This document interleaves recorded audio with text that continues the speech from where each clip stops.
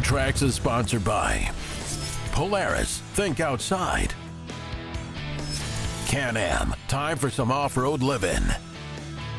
And by Yamaha, revs your heart.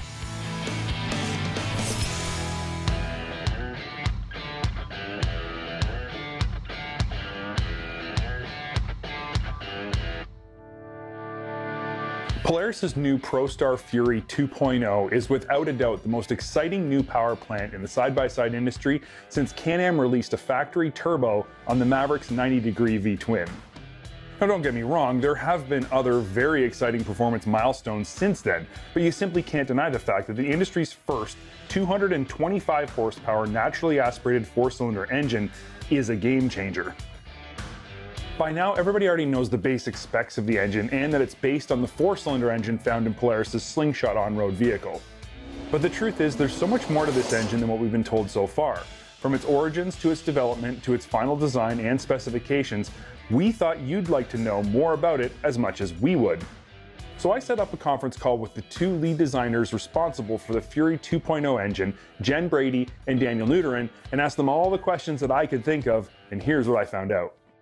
The first and possibly most important thing to understand about the ProStar Fury 2.0 is that despite it being introduced first in the Slingshot in 2019, it is not just a Slingshot motor modified for off-road use. From the fall of 2015, when Polaris engineers began working on this project, they knew this motor would end up in a RZR. And it makes sense. Why build an engine just for a Slingshot when you have other vehicles that it could be used in? From the very beginning, the plan was that this motor would be used off-road.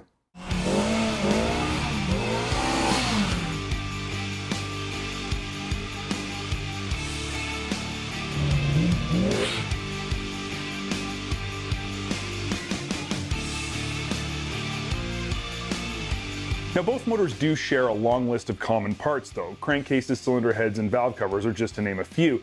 And interestingly, they share common parts and specifications with Polaris's 2-cylinder turbo motors, including the bore and stroke dimensions and the forged connecting rods. But the list of parts that are different is almost as long, and the question this brought to my mind was why? Why couldn't they just transplant the motor from the Slingshot into the RZR as is? And the answer was very interesting. The number one aspect of the motor that needed to be addressed was engine lubrication. Now hopefully a Slingshot will not be operated at extreme angles. Polaris's target angle of operation for a RZR though is 54 degrees. When you look at the design of the inside of the engine and focus on the engine oil, it quickly becomes clear that the design of the on-road engine isn't suitable for off-road use. The oil has too many places to get stuck and too many places to hide. To address this issue, Polaris engineers made an extensive list of changes. First, the path the oil takes from the heads into the sump needed to be altered. Then an oil pump was added to the bottom of the chain case to move oil trapped in this location again back into the sump. One very interesting design feature of this engine, something you'll only find in the off-road industry, is the inclusion of reed valves between the bottom of the crankcase and the sump. This design allows the oil to drain from the crankcase into the sump, but not back out of it. It also has the added benefit of stopping oil aeration caused by the movement of air in the crankcase as the pistons move up and down. Now the final change made to the engine's lubrication system was a 3 times larger oil cooler to handle increased operating temperatures at slower speeds. TRAX is sponsored by MPRP Performance Exhaust, built for the victory lap. The next major difference between the on-road and off-road versions of this engine have to do with the transmission. The Slingshot has a manual transmission, the RZR Pro R has a CVT. This difference required not just mechanical considerations and changes, but different engine tuning as well. In a typical Polaris side-by-side, the primary clutch attaches directly to the end of the crankshaft. But because the Fury 2.0 has to accommodate 2 different types of transmissions, the end of its crankshaft has a spline that mates with the manual clutch on a Slingshot and the CV clutch on a RZR. Because of this design, the Pro R's primary clutch is self-supported and separate from the engine.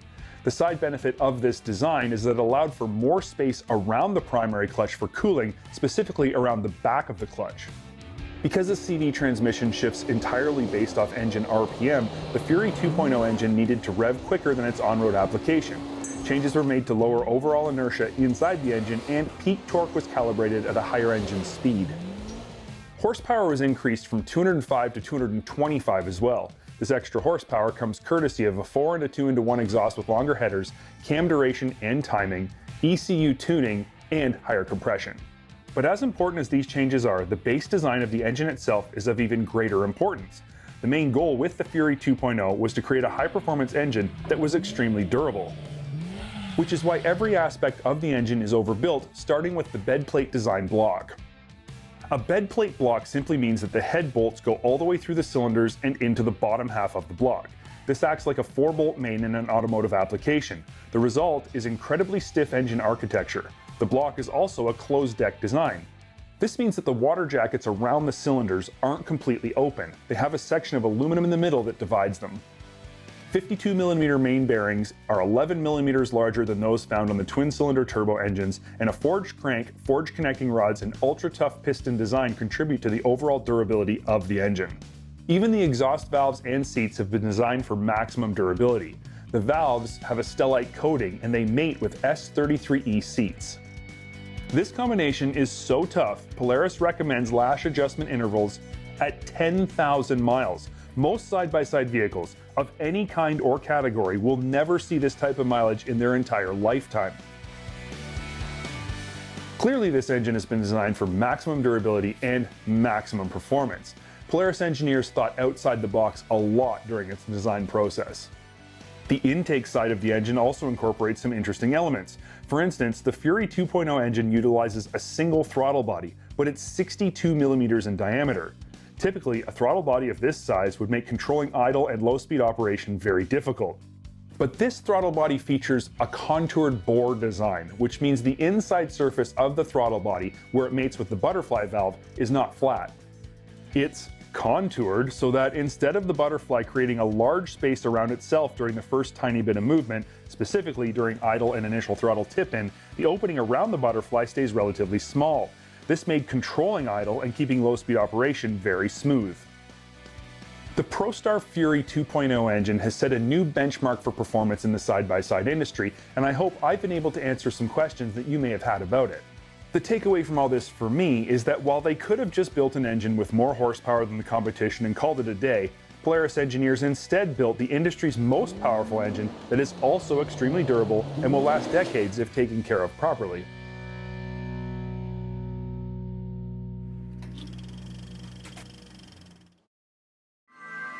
Dirt Tracks is sponsored by Princess Auto. Make it work. Some say you can never have too much of a good thing. But this old adage got me thinking about how true or untrue it might be when applied in the off-road world.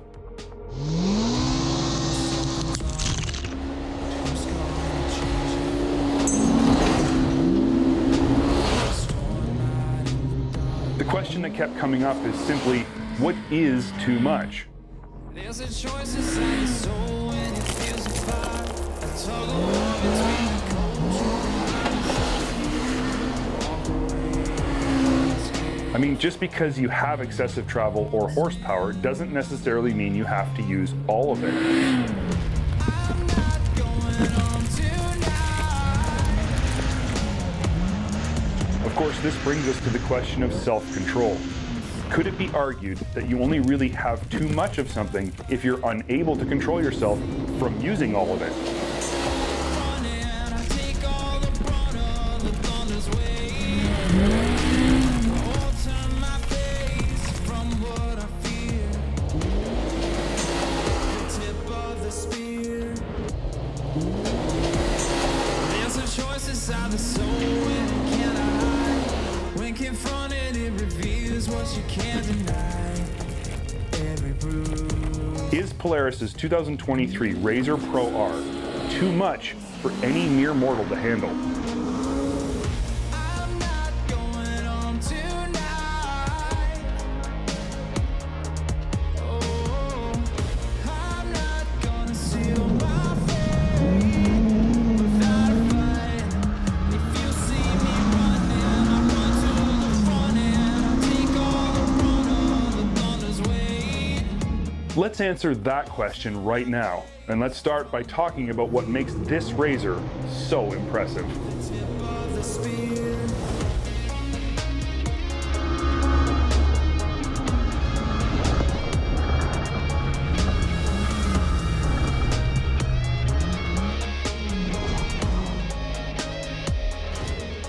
This is it, Polaris's 2023 RZR Pro R, the new benchmark for power in the side-by-side industry. I'm not gonna seal my fate without a fight. If you see me run, Let's start by talking about this engine. It is 2 liters, 4 cylinders, 16 valves. It makes 225 horsepower. That's naturally aspirated horsepower too, and it literally just goes. And when I say goes, I mean it goes scary fast.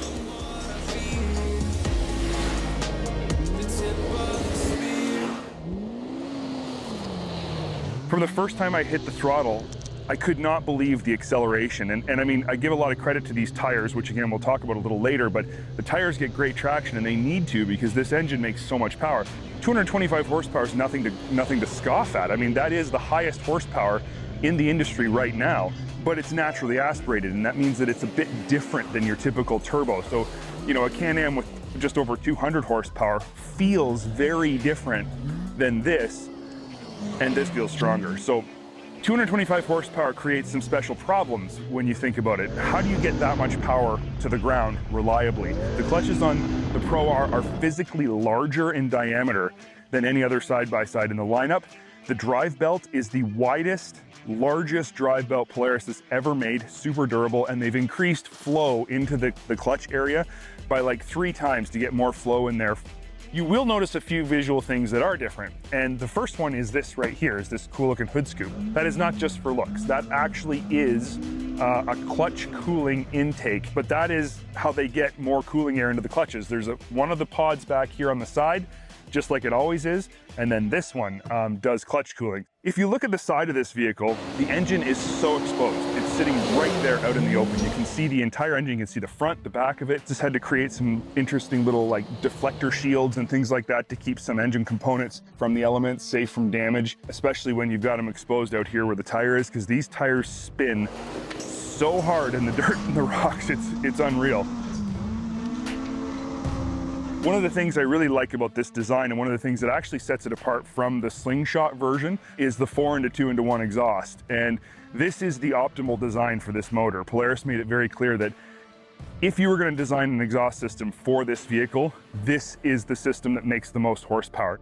I think to top off the power package, to top everything else off, you know, you've got this really cool single exit exhaust here at the back. I think it looks cool. It's integrated in the vehicle really well. It matches its personality as a high performance vehicle. It doesn't sound like any other vehicle in the industry because it's not. It's the only 4-cylinder side-by-side in the industry. At idle, I'm not gonna say I love it, but when you step on it, full throttle, powering down the trail, powering around corners, it just sings. It's got a beautiful sound.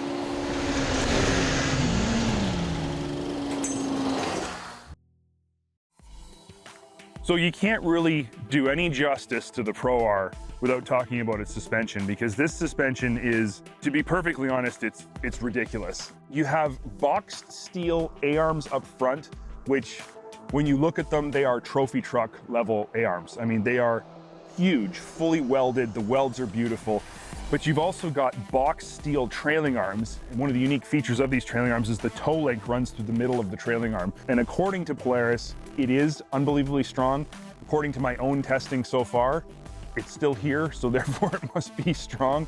22¼ inches travel up front and 24½ inches out back. The other thing it has is double shear suspension joints at all suspension points. So basically that means the suspension joints where the A-arms bolt on and things like that have 2 plates of steel instead of just one, considerably more durable. It has an 8.4-inch longer wheelbase than the Turbo R. The stiffness of the chassis and the extra length, and obviously it being 74 inches wide, creates a platform that is unbelievably stable in the corners. It gives you more confidence than anything I've ever driven, powering through really, really tight corners that are high traction. Back here, you've got probably some of the largest radius rods anyone has ever seen in this industry, ridiculously large. They're arched as well on the bottom side, so that gives you more clearance. And then of course you've got your shock package. Now this model is not Dynamics DV full jam. This is the midline model. It has Walker Evans needle shocks front and rear. They're 2.5s up front and 3.0s in the back. In terms of how does the suspension work? Well, Again, I come back to dynamics. Dynamics allows you to ride with a vehicle set up soft, but still do big bump without noticing it. So you get that incredible small bump compliance, but you still get that bottoming resistance. Now, these are needle shocks, so they do have extra bottoming resistance. You will bottom, even on smaller jumps. You're gonna use all your travel. So I had to set it up stiffer than I would want for just fire road, high speed running, so that it wouldn't bottom when I hit jumps. And that to me is probably pretty typical. I think if I had high and low speed compression, I could tune that better. But with the single compression adjuster, that's the sacrifice you're gonna have to make. If you're gonna spend this much money, just spend the extra and get the dynamics version. Overall, incredible suspension design, unbelievably strong, unbelievably capable. On all four corners of the Pro R, first of all, you've got 5-lug unitized hubs. Stronger, more durable, just generally able to take abuse far more. The wheels themselves being 5-lug, it's a better attachment point to the hub. Something to consider is the 3 piston caliper front brakes. Now, these brakes are unreal, incredibly precise. When you step on the brakes, this sucker stops. It cools a little bit better. It doesn't heat up quite as much because you've got more pad surface. Of course, part of the reason you need such good braking is that you've got a crazy set of wheels and tires on this thing. These Maxxis Rampage Fury tires, 32 by 10 with a 15-inch rim. These are massive tires, and I'm not gonna lie, they are really heavy, 8-ply tires. You can see how square the lugs are on the outside. Provides unbelievable outside grip. It bites so hard that the front inside wheel comes way up off the ground while you're cornering. The roll cage and chassis of the Pro R are the strongest, most durable, stiffest Polaris has ever built for any of their vehicles, and in turn, they become the safest. This roll cage is fully welded and is made of 2-inch tubing, so it's extremely tough. It has tapered joints where it meets the chassis. It's an extremely strong mating point that again is super durable, but also if you ever were to have an issue with this vehicle, it's gonna stay in one piece. You got your 6-point harnesses. They are retractable, so that's nice. You've got storage, which is great up here and up here. You got your tilt and telescoping steering column with your gauge attached, just the way all RZRs do. And this switch is your drive mode switch. This power package comes with 3 drive modes. It comes with Rock, Sport, and Race. Rock definitely smooths things out a lot. It gives you really precise throttle control. It filters out any of the weird shaking your foot might do on the throttle, causing jerking of the vehicle. Sport and Race, to me, I didn't feel a ton of difference. Race was more abrupt for sure, but not by a lot. This model comes with the entry-level Rockford Fosgate system, which is still a really good sound system. Basically, it's got your speakers integrated in the dash here with your tweeters up underneath the roll bar mount, and obviously your audio is all integrated into your Ride Command display here, which is a full functioning Ride Command display. It does all the things Ride Command does, mapping and everything. There's no downgrade there. You know, your seats are adjustable. This one is, I believe, 2-way adjustable forward and back and tilt. The driver's seat is actually 4-way adjustable. It has 16 inches of ground clearance, which is fantastic. It is 8.5 inches longer than the Turbo R. It has a 104.5-inch wheelbase. So that is an extremely long 2-seat wheelbase. Now, I talked earlier about how this vehicle is heavier than the Turbo R, certainly heavier than other RZRs. It is 2,144 pounds dry. That is the claimed dry weight of the vehicle. I did the math on it because I was curious about power to weight ratio. Does that extra 200 pounds sort of cancel out the 225 horsepower? It's basically, 44 horsepower more than the turbo version. And the answer to that question, it actually has a 1.3 pound per horsepower advantage over the Turbo R. Its power to weight ratio is better. All of that said, power to weight ratio is just one calculation of performance. What matters most to me is seat of the pants feel. And the seat of the pants feel on this vehicle is off the charts, literally off the charts. I talked in the beginning about excess. Too much is only too much if you don't have enough self-control. It's not too much because it is controllable. You can drive it slow and smooth, you can drive it fast and aggressive. You don't have to use all 225 horsepower all the time. For a person who loves horsepower, for a person who loves to go fast, this thing is darn near perfect. It does everything I wanted it to do. I had high expectations and every one of them was exceeded. It's hard to get me out of the driver's seat. I just want to keep going, and if I want to keep riding it when I've got a whole fleet of other vehicles that I can ride every day, I think that says a lot.